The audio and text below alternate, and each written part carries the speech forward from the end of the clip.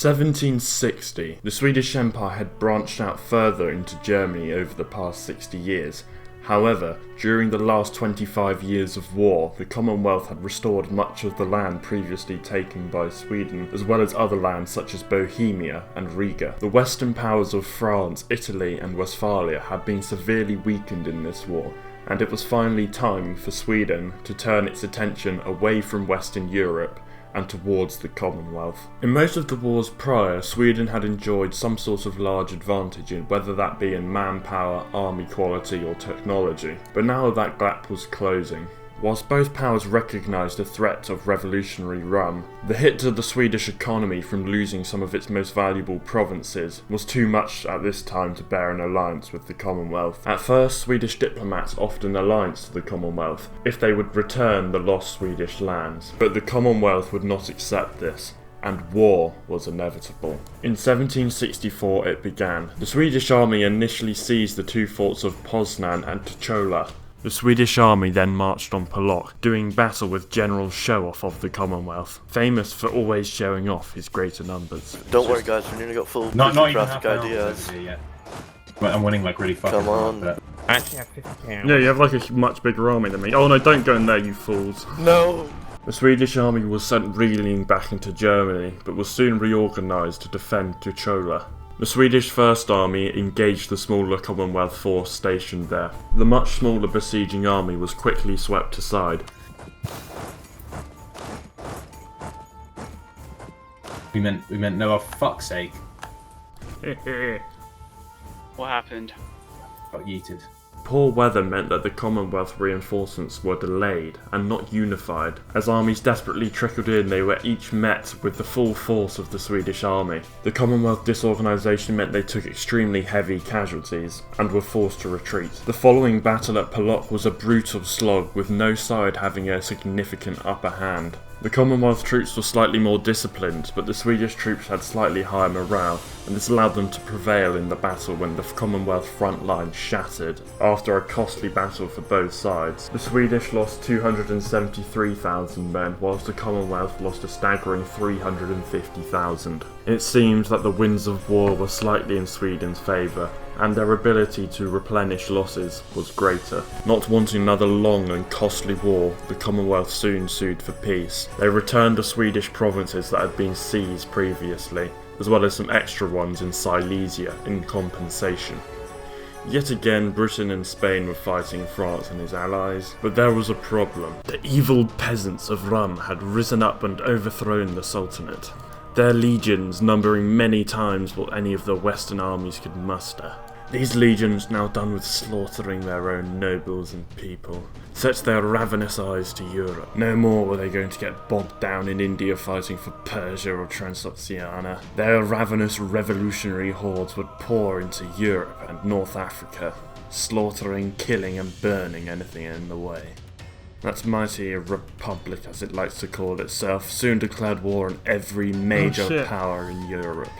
But the West were too busy squabbling on the 50 billion Spanish-French War, and that led the defence of Europe to one nation, Sweden, as the Commonwealth. Well, they didn't want to fight the war quite yet. The nobles of Sweden urged the king not to get involved, and to fight Rum with the combined strength of Western Europe and the Commonwealth. But the king, seeing that the Rumian armies were split in two, half in Europe, half in North Africa, fighting the remnants of the Spanish North African colonies, decided to build a shit ton of forts in Bohemia. The Swedish Engineer Corps hired two expert builders, well versed in the primitive techniques.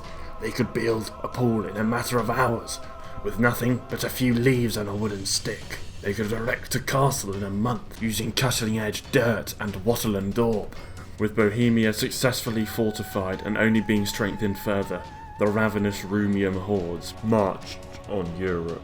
After taking a few border provinces, there was a relative stalemate as the incredibly brave and noble Swedish sought a way out of defending Europe through a white peace. Send me a peace, damn you. Give me humiliation. No, okay. I'll fight it then, in that case. But there was tension which prevented this. The previous year, the Count of Wallachia had accepted Swedish vassalization in return for protection from the Commonwealth and Rum. Now, Rum wanted to annex this state off of Sweden, but Sweden just wanted a white peace.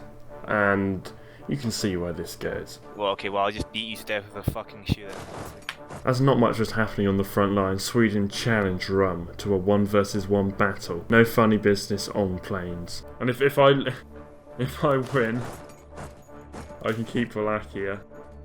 If I lose, Not you can going have to win, Wallachia. though. I'm not going to win, but you know what? Okay then, come on, Hypnotic, let's come fight me. No, you come fight me. No. I'm not fighting on that dogged terrain. Okay, find the flatlands then. No, Vienna's flatlands. Brno's flatlands. Yeah, but Vienna's got a river crossing, Brno doesn't. Every general will probably be better than mine. Unsurprisingly, there's also a disagreement on where this should take place. And whilst the commander of the Rumian armies was distracted looking over at North Africa, the Swedish commander spotted an opportunity for an outstanding manoeuvre. Wait, right, give me military access. I might be able to do something really scummy to Orin. You see that 42k on its own? What's up? I'm gonna tell you what we call a pro gamer move. Command, obviously, so, like, I'm sieging, like, different bits of the empires and then... Oh! Really? Nothing really? What? I'm fighting you, bitch. Fuck off. I'll just take this focus around the Maginot.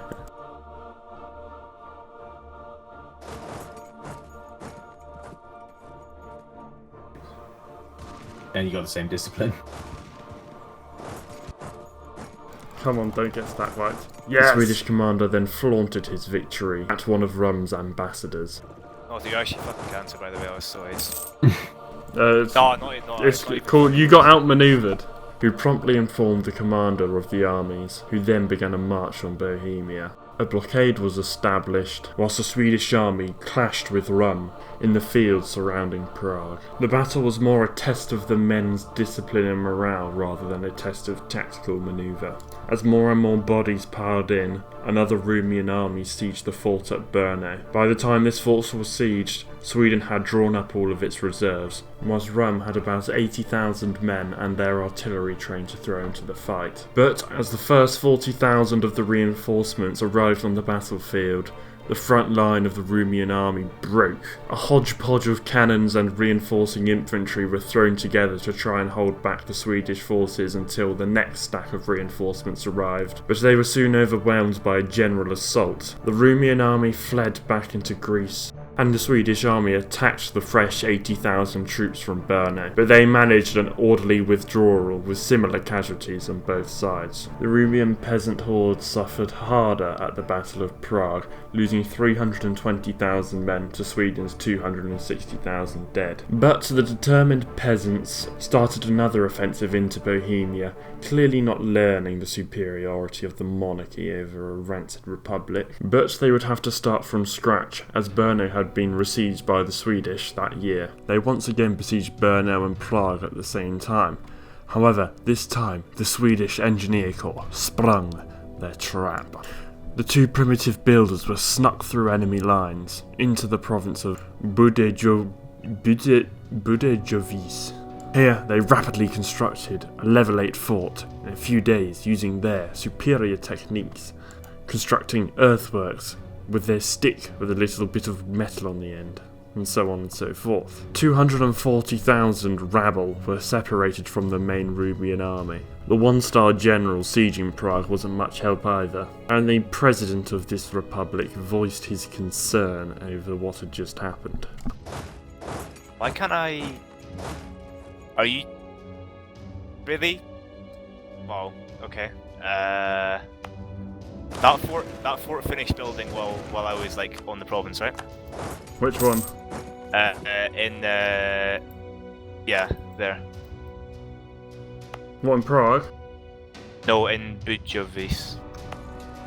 I don't know. I think it might have just about. Yeah, okay, that's really fucking it. There's literally nothing I can do about that. All of them died.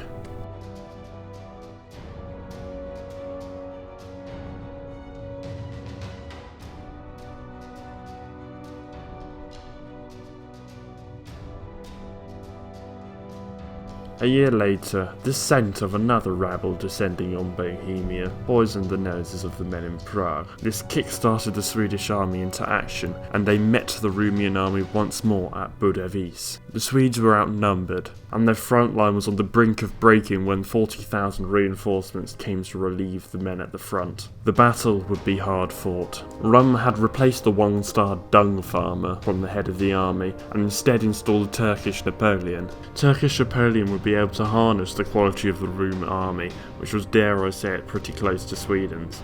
The battle raged for days, for more days, for months. The Swedish Second Army was committed midway through, just in case any cannons had been lost during the battle, which they weren't, but I sent them in anyway. Rum had slightly greater numbers, but they were attacking into marshes. Defeat was very much possible, so the Swedish commander brought forth the icon of St. Michael mid-battle, instantly making the troops more disciplined. This sudden spark in their discipline allowed them to beat back one more Rumian assault just before 120,000 men got into the battle on their side. This, combined with the army sieging Brno, would have lightly pushed the battle in their favour, but it seemed that Allah was not with them and that God was with the Swedes. One more army was stack wiped. The extremely poor luck, or let's just call it Swedish skill, would be put to the test one last time at the Battle of Budenitz, as Swedish ship of the lines blasted the living shit out of the cogs, lightships and few galleys that Rum had lying around. The two armies clashed. Rum's initial infantry assaults met with disaster, and they took high casualties. I have to put manoeuvre general so that gets in time. I engaged galley Ouch. first, not Can heavy. you tell me do I have to the front line in Nautic? No. No, fucking hell, man, I was thinking some damage there. This ticked down the morale of the army quite significantly at the start. As the battle raged, more stacks flowed in on Rum's side. This ticked up their morale and restored it to an adequate level. Men, finding new courage with the reinforcements at their backs, began making more assaults than the Swedish line. In a spark of strategic genius, the general of the Swedish Second Army marched his forces around the back of the Rumian army to cut off their line of reinforcement. One, Don't even know what I'm doing anymore. Fucking 51. rat in Nautic. Come on, get in! Reverse.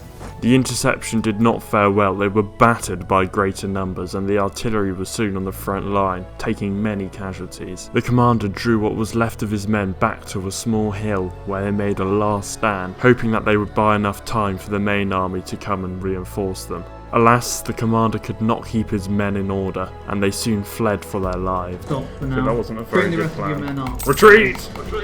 Have 94k in the east. A messenger told the Swedish commander of the Second Army's defeat. In a last-ditch attempt, he led a charge which managed to pierce through the front line of the Rumian army, who broke just as the reinforcements were reaching the field. It seemed that God was with the Swedes, and the disheartened Rumian army retreated to their defensive line in the Balkans.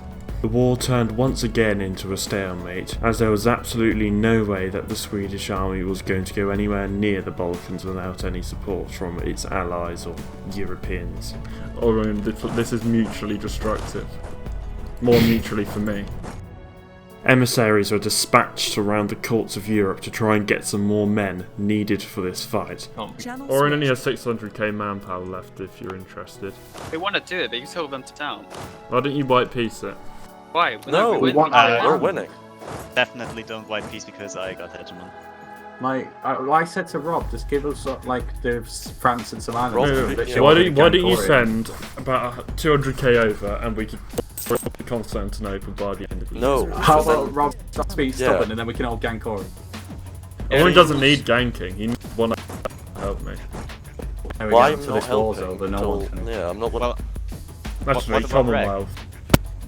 Do you realise Gibraltar. Rag, we have him on the ropes. Almeria, Barbary Coast. Do you see where his fleet is docked in Montpellier? As I said, I'm gonna go and eat soon, not for like 10 minutes. Yeah. No one wanted to help because everyone was at war, and the Commonwealth didn't want to help because they were banqueting. The war had become mutually destructive at this point, and well, you see the manpower numbers here. Symbolic. Actually, send the piece of Rob, you've got 50k I'm going to run on out of zone in manpower. Toulouse. Oh, you have manpower? No, Bill, I won't. No, I've got 360k, but I'm going to. Rob, hello? Like, I'll Yeah, have unaware, how much you have? Not unaware. the Swedes need to peace out and make. I have the- 1.1 million max. How much do you have to reinforce though with that 330k? Wait, can you check? Yeah, it's just to fully 46k. Ah, okay. What's your manpower on now? My manpower is on 650k. Despite the horrible government type Rum had, the Swedes still pursued peace as the war was going nowhere and was achieving nothing for either nation. Begrudgingly, Sweden handed over Wallachia. Now that the entire army of Rum was freed up, the rest of Europe would get a taste of what it's like to fight them. The war concluded with Sweden having lost 1 million men and Rum having lost just over 2 million men.